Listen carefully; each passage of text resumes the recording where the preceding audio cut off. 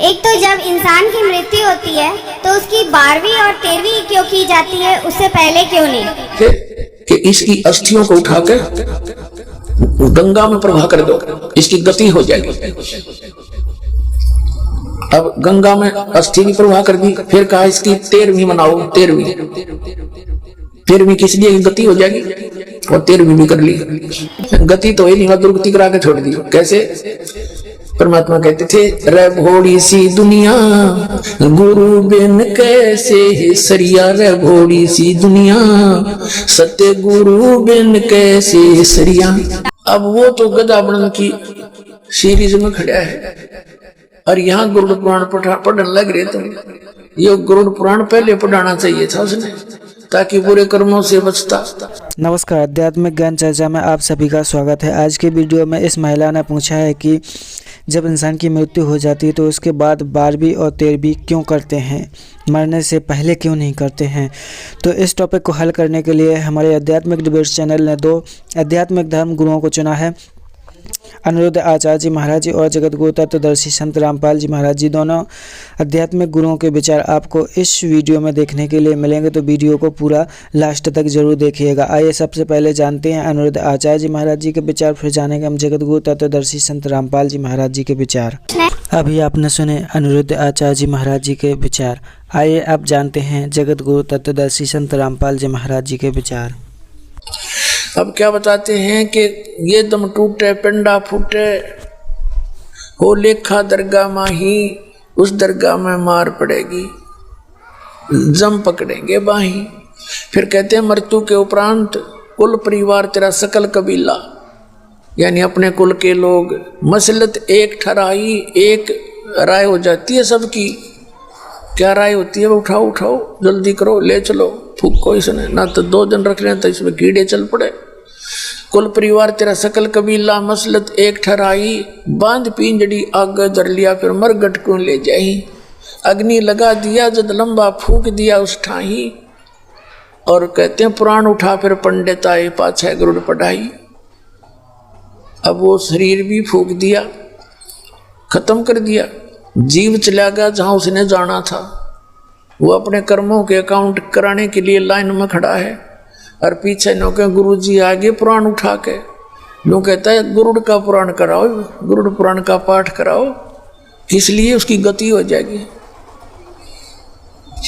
कबीर परमात्मा कहा करते थे कि गुरुड़ पुराण का पाठ अब कराने से उसकी गति नहीं हो सकती, क्योंकि सदग्रंथों में वो ज्ञान है कि मनुष्य जीवन प्राप्त करके कौन से कर्म करने चाहिए और कौन से ना करने चाहिए। अब वो तो गदा बनन की सीरीज में खड़ा है, और यहाँ गरुड़ पुराण पढ़ने लग रहे। तो ये गरुड़ पुराण पहले पढ़ाना चाहिए था उसने, ताकि बुरे कर्मों से बचता, अच्छे कर्म करता। इस पुराण में ई पढ़ाओ हो, एक आदमी को ऐसा था, उसने ऐसे कर्म करता था, उसकी आंख फूट गई। एक व्यक्ति ऐसे पाप करता था, उसके एक हाथ कट गया। एक ऐसे पाप करता था, उसका बेटा मर गया। परमात्मा कहते हैं ये पहले पढ़ाना था उसको, ये मरे पाछे पढ़ाए जाओ, वो तो लिया जो होना था उसका। अब आगे क्या बताते हैं, नर से तीतू पशुआ की जय गद्दा बैल बनाई, ये 56 भोग कहाँ मन भोरे कि तो कुर्डी चरने जाई। होय होय, अनमोल जीवन नाश कर दिया। अब क्या दुर्गति प्रारंभ होगी आपकी कि मनुष्य से तू फिर गधा और बैल बनेगा, और ये 56 भोग कहाँ मन भोरे। ये सुंदर आहार आप देखना, जब प्यास लगती है जल पी लेते हो, भूख लगती है खाना खा लेते हो, कभी हलवा खीर पूरी सारी सुविधा उपलब्ध है आपको। और एक भक्ति ना करने से जो इसका मूल उद्देश्य था मनुष्य जीवन का, उसके बाद बताते नर से तीतू पशुआ की जय गद्दा बैल बनाई, ये 56 भोग कहाँ मन भोरेगी तो कुर्डी चरने जाई। पुण्यात्मा, जिस दिन आपका ये परमात्मा की वाणी खटकन लग जाएंगी कलेजे में, उस दिन समझ लेना आप भगत बन गए हैं। लेकिन भगत तो जिस दिन नाम ले लिया उस आ तो गए पंक्ति में, उस क्लास में प्रवेश हो गया आपका, अब भगत हम पढ़ावाएंगे ऐसे रेग मार मार मार के आपको ये ज्ञान सुना सुना के। अब जितना अंतःकरण का पाप हटता चला जाएगा, पाप कर्म छटते चले जाएंगे, उतनी ही ये सब बातें आपको स्वीकार्य होने लग जाएंगी। प्रथम बार तो ऐसे मन अटपट करता रहता है, लेकिन यहाँ अटपट न गुंजाइश छोड़ू को ना, क्योंकि परमात्मा का ज्ञान इतना गजब का है। परमात्मा कहती है 56 भोग कहाँ मन भोरे। देख कैसे रोते फिरते हमारे भगवान, हमारे परमात्मा हमारे लिए। जैसे किसी का बालक नशा कर रहा हो लड़का, और बुरा हाल कर रखा उसने, घर का भी सत्यानाश कर दिया, पैसे बर्बाद कर रहा है, तो माता पिता रोते हैं बेटा ये अच्छा काम को नहीं, इसमें तो बड़े बड़े लुट गए, बड़े बड़े व्यक्तियों के नाश हो गए, पैसे वालों का जुल्म नाश हो गया जो शराब पीते हैं, इस बुराई ने छोड़ दे मेरा बेटा।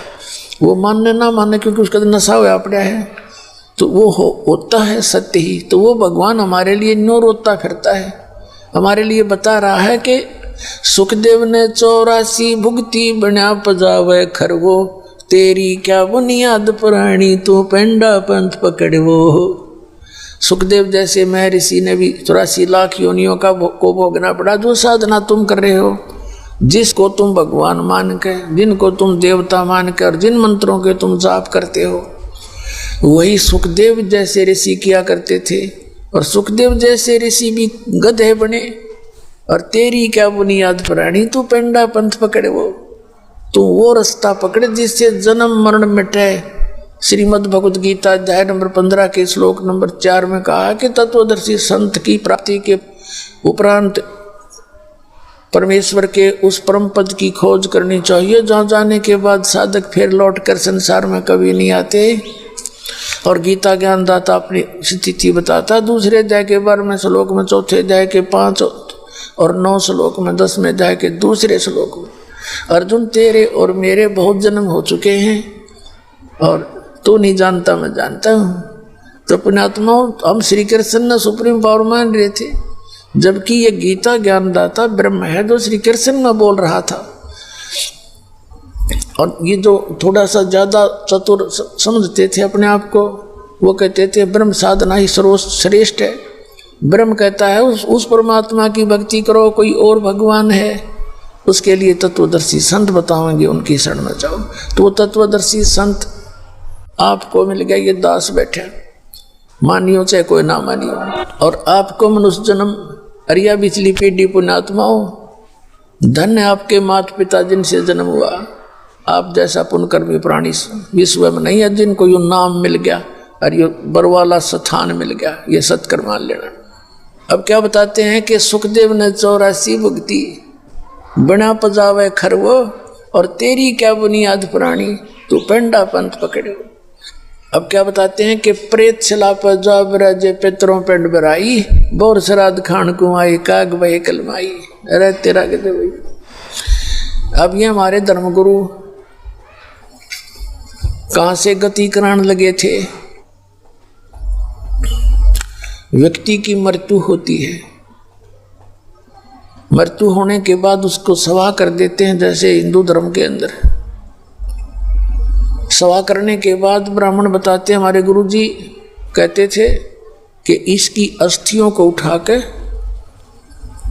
गंगा में प्रवाह कर दो, इसकी गति हो जाएगी। अब गंगा में अस्थि भी प्रवाह कर दी, फिर कहा इसकी 13वीं मनाओ। 13वीं किस लिए गति हो जाएगी, और 13वीं भी कर ली। फिर कहता इसका महीने के अंदर एक अनुष्ठान अवश्य करो। पहले तो 1 वर्ष तक प्रत्येक महीने में ब्राह्मण पंडित आते थे, यानी गुरुजी हमारे, और बढ़िया भोजन बनाते थे और आपका खाते थे। फिर 1 वर्ष के बाद वर्षी मना करके फिर कहते थे अब इसकी श्राद्ध निकालो। फिर कहते थे इसका पिंड भरवा दो, यानी सारी क्रियाएं कराते थे। किस लिए कराते थे, कि गति हो जाएगी। गति तो ही नहीं, वह दुर्गति करा के छोड़ दी। कैसे, परमात्मा कहते थे रे भोली सी दुनिया गुरु बिन कैसे है सरिया, रे भोली सी दुनिया सत्य गुरु बिन कैसे सरिया। अब हमारे को कैसे मिसगाइड कर रखा था इन नकलियों ने। परमात्मा बताते हैं अपने लला के बाल उतरवा वे देख कैंची ना लग जइया, अपने लला के बाल उतरवा वे देखो कैंची ना लग जइया। एक बकरी का बच्चा लेके उसका गला कटैया, रे भोली सी दुनिया सत्य गुरु बिन कैसे सरिया, रे भोली सी दुनिया सत्य गुरु बिन कैसे सरिया। जीवित बाप गेल लट्ठम लट्ठा मुए गंग पुचैया, जीवित बाप गेल लट्ठम लट्ठा मुए गंग पुचैया। जब आवे आसोज का महीना वो कौआ बाप बनैया, रे भोली सी दुनिया गुरु बिन कैसे सरिया, रे भोली सी दुनिया गुरु बिन कैसे है सरिया। अब क्या बताते हैं परमात्मा, एक माई ले जाएगी अपने पोते ने या पोती ने, और गेल पोता पोती की माँ ने कहाँ ले जाएगी, अपने इष्ट धाम पर बाल उतरवाने के लिए। प्रथम बाल अपने इष्ट धाम पर यानी माता के वहाँ चढ़ावेंगे। जैसा मिसगाइड कर रखा है तो वहाँ जाकर बुढ़िया नाई बैठा होता है वहाँ पर, बाहर अगर कोई 5 रुपये में बाल कटते होंगे ना, उड़ो 10 रुपये तो वैसे लेगा, क्यों और कोई विकल्प नहीं, वहाँ कटवाने पड़े उस पर लेकर। तो बुढ़िया केक करेगी, जब उठाओगा ना कैंची के उसने जल्दी हो है घना की काटनी हो है, तो बुढ़िया कहेगी रे नाई के बेटा भाई धीरे धीरे देख दे मेरे बेटे मेरी पोते का या पोती का कच्चा सिर से, इसका कच्चा सिर कैंची ना लग जाए, ध्यान से देख ध्यान से। और कहते हैं अपने लला के बाल उतरवावे देख कैंची ना लग जाइया। और एक बकरी का बच्चा लेके उसका गला कटैया, और माता के बैठ कर बोला बकरे का भोग लगाओ। अपना बच्चा तो इतना प्यारा कैंची का भी डर, और एक बकरी का बच्चा उसका गला कटवा दिया। क्या इससे तेरे बच्चे की सुरक्षा होगी, दूनी पाप के भागी होगी। तो अब वो बाल वहाँ उतरवा दिए, बुढ़िया ने वो बाल लिए और मंदिर में पहुंची। जाके मंदिर में इतने बाल 4 बूंदी के दाहिने रूप पर थोड़ा सा पानी घेर के बात आएगी, और वो पुजारी उन बाला ने ठा के कट्टे में ठोक दे, और सांझ ने कुरडियाँ पे फेंक दे रात ने, और कौन सा बैंक में जमा कराओगा उनको, कुरडियाँ फेंकनी उसने बाहर अड़ंगे में। तो परमात्मा कहते तुम इन बाला नाड़े फेंक दियो, कितने चिंता करने की जरूरत नहीं धक्के खाने की, कितने कटाओ और कितने फेंको, इस नाम लेने के बाद कोई चिंता नहीं। फिर क्या बताते हैं कि जीवित बाप के लट्ठम लट्ठा है, जिंदा अपने जीवित पिता की तो कदर नहीं, और मरे पाछे गंग पहुंचैया, गंगा में अस्थि पहुंचाने जाओ। और फिर जब आवे आसौज का महीना कौआ बाप बनैया, रे भोली सी दुनिया।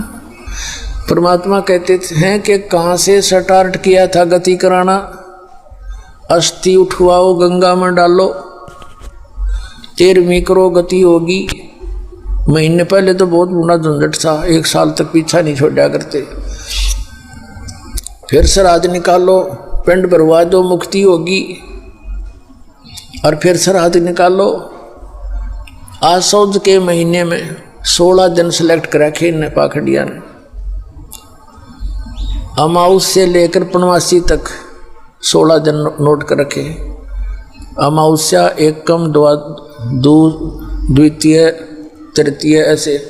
तो जिस दिन इन 16 दिनों में सारे आ जाते हैं, एकम, चौथ, ग्यास, द्वादश सारी, तो जिस दिन जिस तिथि को पिता या पुत्र या माता मरी होती है, मृत्यु होती है, उसको 8म न मरी है तो 8म के दिन इन 16 दिनों में से वो श्राद्ध निकाले जाते हैं। गुरु जी आते हैं वो पहले भोजन बनाता है। सबसे पहले भोजन बना करके खीर हलवा जो भी, सबसे पहले न्यू कहेंगे ऊपर रख दो छत पे, और कौवा भोग लगा गया तो न्यू सोच ले तेरे पिताजी को मिल गया। अब परमात्मा कहते हैं सरहद में जब कौवा भोग ना लाड़ पावे तो न्यू कहे तेरे पिताजी को भोग नहीं लगा, और कौवे ने भोग खा लिया तो न्यू सोच लो तुम्हारे पिताजी हो सकता कौवे बन गए हो। कल के चोरों, कहाँ से शुरू किया था वो कौवा बना के छोड़ दिया, गति कराने लगे थे दुरुक्ति करवा दी। कबीर साहब कहते हैं जीवित बाप के लट्ठम लट्ठा मुँहे गंग पुचैया, और जब आवे आसुज का महीना वो कौवा बाप बनैया, और कौवा बाप बना दिया, भोग ला लिया कौवे ने। फिर क्या बताते हैं कि काचा पाका भोजन बना के माता धोकने गईया, उस माता ऊपर कुत्ता मुत्ते वो क्यों ना मर गईया रे बोली सी दुनिया। हमने देखा करते, हमारी दादी जी थी, हमारी माताओं को कहती कि भोजन जल्दी सी वो बना दो माता का, वो थोड़ी देरी कर जाती है, जल्दी बना दो ना, बट उन्हें पता था काचा पाका की साय बन जाए तो कुत्ता ने खाना ही है। अब माता धोकने जाते हैं, एक मंडी ही बना रखी होती है, अपने गांव में बना लेते हैं, अपने खेतों में बना लेते हैं, आसपास के गांव में कोई वेल नोन वहाँ भी चले जाते हैं। तो वहाँ क्या करते हैं, जो भी खान पीन के पूड़े पाड़े बना के ले जाती हैं। अब उस माता के पूड़े चढ़ा दिए, रख दिए, वो भोग लगवाने वाला तो नीचे भी ना उतरे, इतने 5-4 कुत्ते चढ़ के वो माता के सारे तो भोग न खावर चलते समय उसके सिर पर मुझ खावे। अब परमात्मा कहते हैं तुम किस लिए पूजते हो। परमात्मा कबीर साहब कहा करते आप लिपे आप पोते, आप बनाई ओई, हर इस पर बुढ़िया पोते मांगे, देखा कल कहाँ से खोई। एक वही माता की पूजते देखे हमने, अब पहली पूज के गुड़िया ही औरत की चित्र सा बना लेती, और उसका आगे जोत ला के माई नो गिरा करती, हे माता मेरे दूध पूत में खैर रखिए। बताइए खैर रखेगी तेरा के। कबीर साहब कहते हैं पीपल पूजे जाटी पूजे और सिर तुलसा के हो, और दूध पूत में खैर रखिए नो पूजू हूँ तो। परमात्मा कहते हैं पीपल पूजे और जाटी पूजे और सिर तुलसा के हो, तुलसी ने पूजे, हरि नन्नो के हमारे दूध पूत में खैर राखियो। दत्ता है कोई बुद्धि छोड़ रखी थी हमारे अंदर। सतगुरु आए दया करी ऐसे दीन दयाले, बंदी छोड़ वृत्तास का जठ रगनी प्रतपाले। सतगुरु आए दया करी, उन्हें दया करी हम जीवों पर, ऐसे दीन दयाल, ऐसा अमृत ज्ञान दे के चले गए। थोड़े से काम में संपूर्ण काम होता चलेगा, सारे डंगे हट गए। भूत बनाना पत्थर बनाने हम सीधे सतलोक जाएंगे। अब क्या बताते हैं, जय सतगुरु की संगत करते तेरे सकल कर्म कट जाई। सकल, ना भूत बनना, ना पितर बनना, ना गधे कुत्ते बनना, ना प्रेत सला पे जाना। जय सतगुरु की संगत करते, यानी सतगुरु की शरण आकर के उसके अनुसार साधना करते, तेरे सकल कर्म कट जाई। अमरपुरी पर आसन होते। अमरपुरी उस शाश्वत स्थान, गीता जी अध्याय नंबर 18 के श्लोक नंबर 62 में कहा कि अर्जुन तू सर्वभाव से उस परमेश्वर की शरण में जा। उस परमेश्वर की कृपा से ही तू परम शांति को और सनातन परम धाम को, शाश्वत स्थान को प्राप्त होगा, जहाँ जाने के बाद साधक फिर लौटकर कभी संसार में नहीं आते। वो अमर लोक है, वो सत्य लोक है। अभी आपने सुने जगत गुरु तत्वदर्शी संत रामपाल जी महाराज जी के आध्यात्मिक विचार। तो दर्शकों, दोनों संतों के विचार में आपको क्या भिन्नता नज़र आई, कमेंट करके ज़रूर बताइएगा। जल्द मिलेंगे अगले वीडियो में, तब तक के लिए धन्यवाद।